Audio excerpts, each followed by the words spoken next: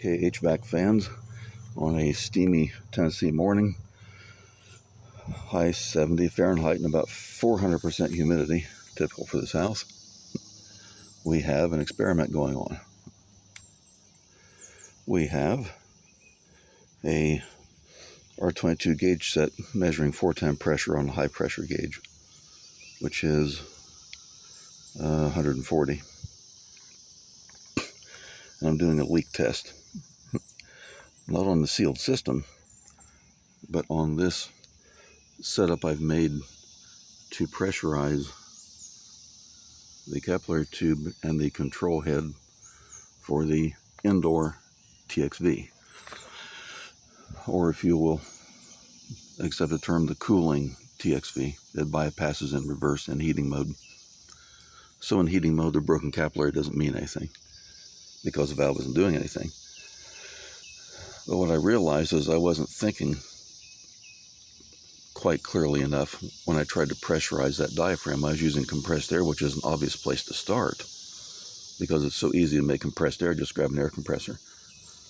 But my compressor, and most compressors other than maybe big shop compressors, probably won't go to the, I assume, about 170 psi needed to bias that diaphragm on for proper low side pressure, because there's a relationship between the pressure on this diaphragm and the sealed system pressure on the low side, which is the outlet of the indoor coil. But what I realized is that if I want to make some higher pressure, then the correct thing to use, especially in regard to a sealed system where it's possible for this to leak with the sealed system, not likely but possible, is to just use R410. Well, the initial assumption was can't do that because, well, look at the P&T chart for 410. On a day like this, the pressure is going to be 230 psi, way too high. But then I realized two things. Number one, by definition, that's the characteristic of the refrigerant in the saturated state, vapor over liquid, but not in the superheated state. The vapor state does not have the wild P&T swings of the saturated state. In the superheated state, the vapor-only state, the refrigerant acts kind of sort of like any other gas under the ideal gas law. The pressure-temperature relationship settles down. I didn't quickly find a table or graph for the vapor phase because we don't normally consider that. We normally consider the saturated. But looking at a superheat table, the pressures and temperatures change fairly slowly. So that's what I want here. I want, I know that original charge in that diaphragm and that bulb had a PT response more than air. Air's pressure temperature response is very small. And I realized it's possible with this manifold gauge set to connect the tank here. I've got this backwards from where it normally is because I want the center port reading the diaphragm. And that way I can measure the incoming pressure. But this, by just cracking this handle very slightly, using it as a metering valve, I can set this pressure on that diaphragm to any place I want within about a psi. So there won't be any risk of overrunning with excessive pressure. So yes, the top of that tank is sitting at about 230 psi right now, so is the yellow hose. So what I did was crack the tank with the handle closed so the pressure was not being applied directly to the diaphragm, and then crack the tank until it gave over 150 psi, about 200. Shut off the tank valve to decouple the pressure from the yellow hose, and then crack this handle open to read what the pressure is going to be from connecting this line at about 200 psi to that line, which is not. This line's at about atmosphere.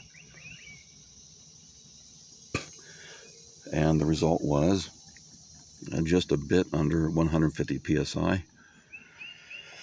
I'll need to crack this open. Since this system's all pressurized, crack that open and bleed it out, which will lose a very small amount of vapor. But what that will do is eliminate air from the system, because we don't want to mix air and refrigerant. That's getting on towards a hazard. But then I'll repressurize it to about 150, where my air compressor couldn't go. My compressor could only go to about 120, and that made 100 on the low side. So at 150, if there's a 20 differential, it'll make 130 on the low side, and that's at the bottom of the normal range for this heat pump under cool conditions for the refrigerant cooling cycle in trained service data.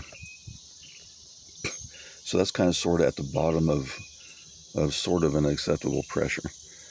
And I don't care if the low side pressure is low, but what that also suggests is that the high side pressure may be elevated, and I want to avoid that because it's getting hot outside. So once I've bled this and then repressurized it and gotten it to be stable for at least perhaps 10 or 15 minutes, then I'll start the system up and read the low side pressures. And since this heat pump came on and made cool with 120 psi or 100 on the low side, it's guaranteed to make more cool at 130 psi on the low side.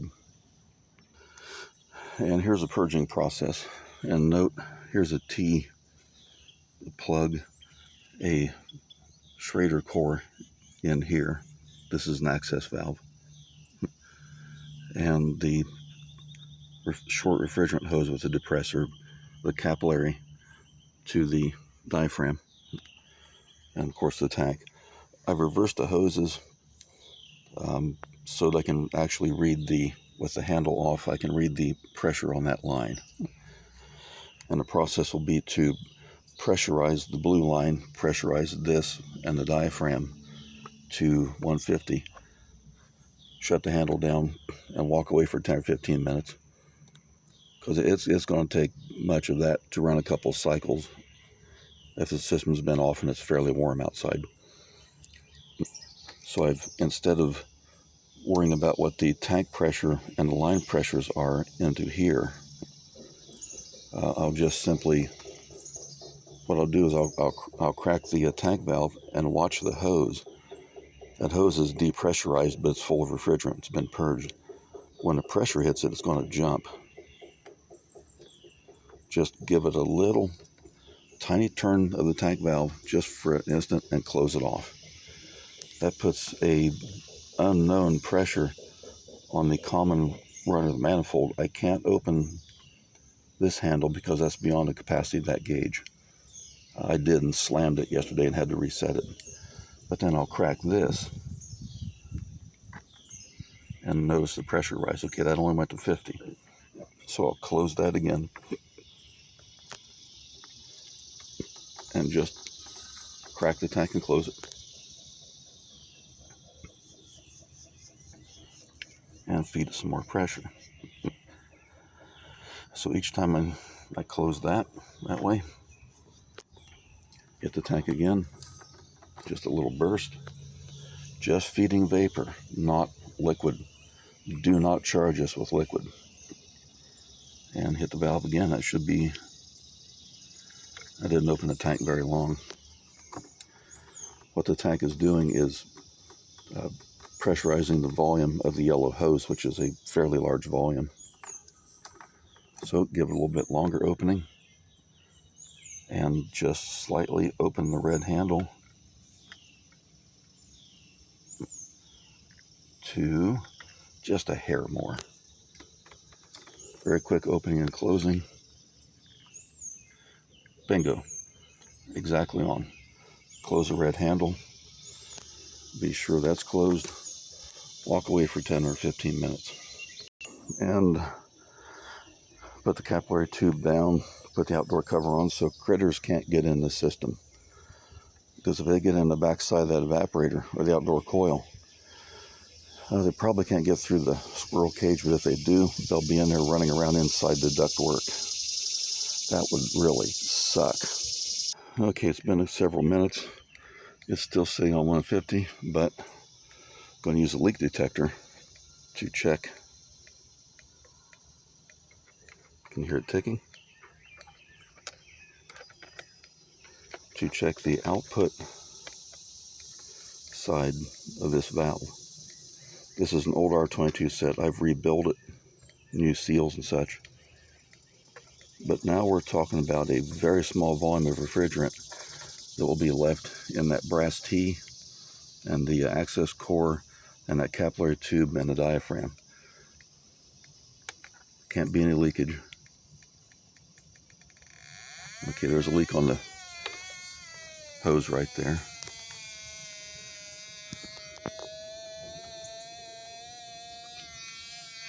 Okay, calm down, gauge. Or did I bump the calibration? No, it's leaking there.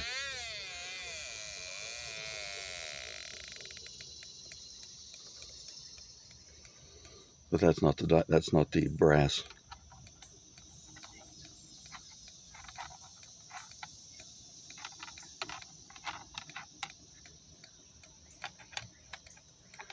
So I'm checking all around these fittings.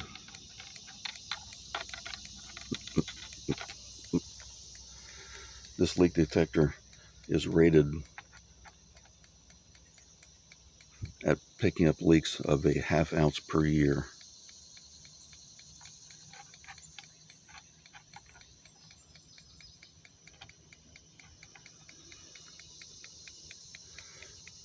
Okay, it's picked up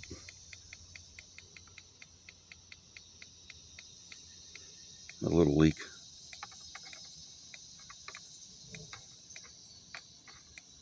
There maybe. And the place to look on these threads with the leak detector is where the thread starts. That's where the leak will be coming out.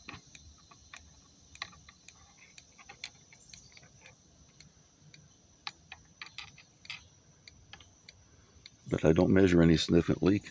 And after most of the 5 minutes, it's still 150 psi. So that's good enough. If it'll hold that for about 15 minutes to a half hour, that's good. Okay, continuing the pressurizing the diaphragm with R410 VAPOR. After about a half hour, the pressure has gone down just a tiny bit. No surprise with a little bit of a leak there. And the low side pressure is 225, 230, right where I figured it was, so it must be about 75 degrees out. So the diaphragm pressure is holding to at least run a couple cycles. We'll take the leak detector and extraneous stuff off the top of the unit so it can't vibrate off, because when that fan kicks in, it's going to go zoom, and it's time to start a cool call. Come back and measure the low side pressure. Okay, at the thermostat, got the indoor fan running.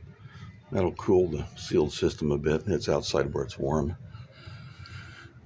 Breaker panel open so I can measure compressor current at startup. The indoor motor's drawing about 3/4 amp. But as it starts, I want to watch this start and the initial run currents to make sure they don't do anything crazy. That compressor is rated for 17.8 amps maximum. The draw when I ran the system in heat after recharging was about 15 total. So that's 15 with all the controls and 2 motors, probably taking upwards of 2 or 3 amp. And I'm here where I can see the fan start up. So I'll start it up and note the discharge temperature. of 70. I've got a small AC on upstairs, so it's not quite so hot in here. So that lays right there. So we're at, fire that puppy up. Cool, 71.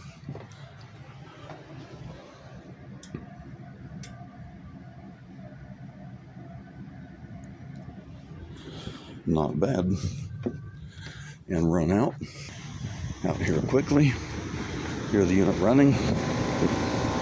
Hear the compressor running. Seeing 100 psi at 150 here. So to make a little higher pressure on the gauge, I bumped the pressure on the diaphragm up to 175. And that's working up to, I probably shouldn't have done that quite yet. I'll stop and back the pressure on the diaphragm off. The system just started. It's making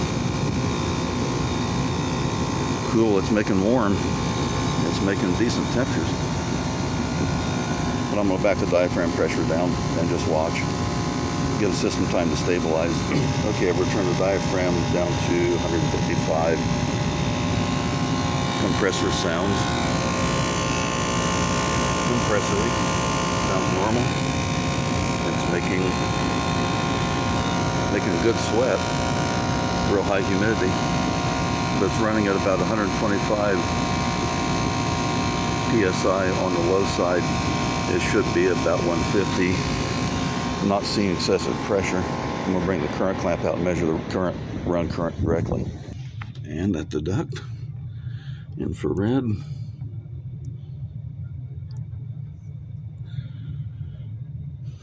Ooh, folks, it's making cold now. I walked in, the cold slapped me right in the face. 55.7, that's not bad. For comparison, the service manual for the 95 Chevy S10 R134 system specifies about a 40-degree discharge temperature. So just for a rough comparison. Okay, the low side pressure is going to 130. Could be worse. So let's actually clamp the run winding. Run winding 6 amp. That seems a bit low. But with a slow inlet, it might be.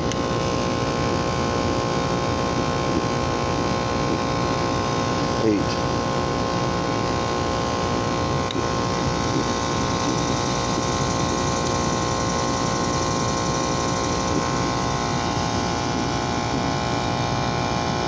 So I thought orange was the run. We'll have to check it. So there's 8 on the red.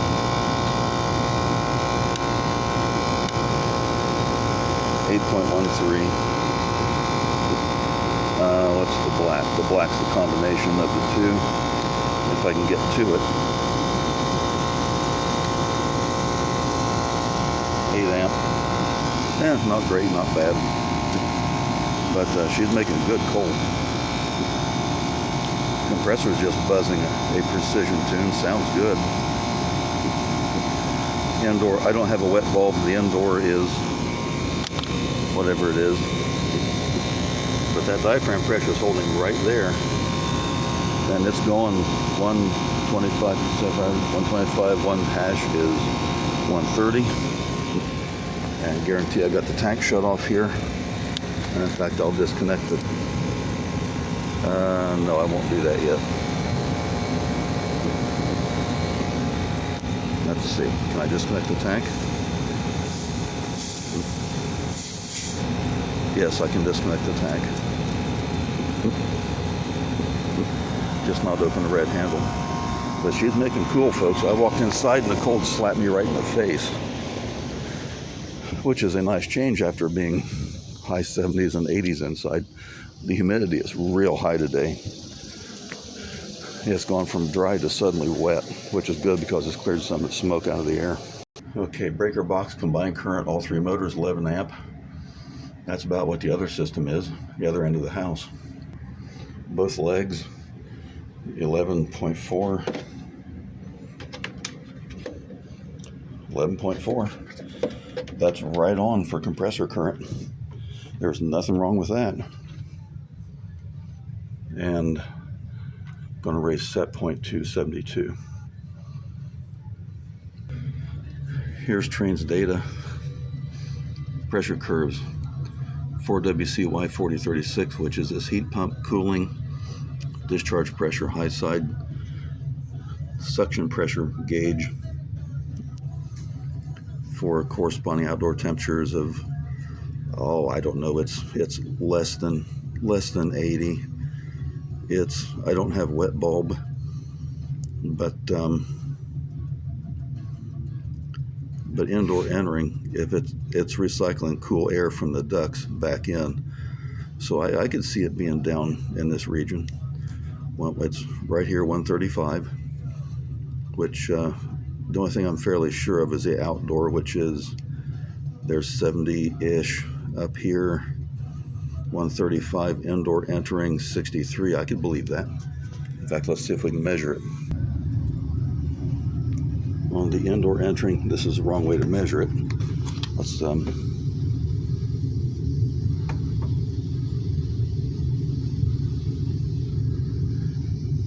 indoor entering inside the duct is 67, because there's a I can feel it behind me. There's a register discharging 50-some degree air.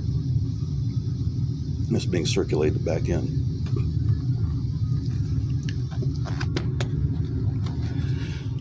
Big filter makes clean house. So for 65 some degree, let's just assume, I know wet bulb's not the same, but for a 63, that's the third curve up, 1, 2, 3, at about mid 70s outdoor. Now the pressure might be 5, 8 some psi low. I don't care about that. It's working. Back to the outdoor conditions. The diaphragm, TXV diaphragm, top side 155 pounds. This hose has probably picked up heat. There'll be more volume in this hose than in the capillary and the diaphragm, so this hose getting warmer will raise that pressure slightly. And it is sweat city inside here. And a steady 135 pounds. It's a fairly stiff day outside. And boy, it's making rain.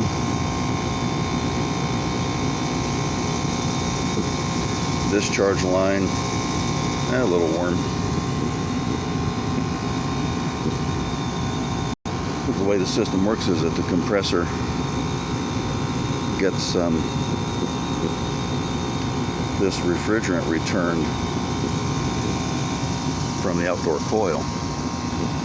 It's not particularly hot out here, but it returns the refrigerant, which is carrying latent heat from the indoor coil,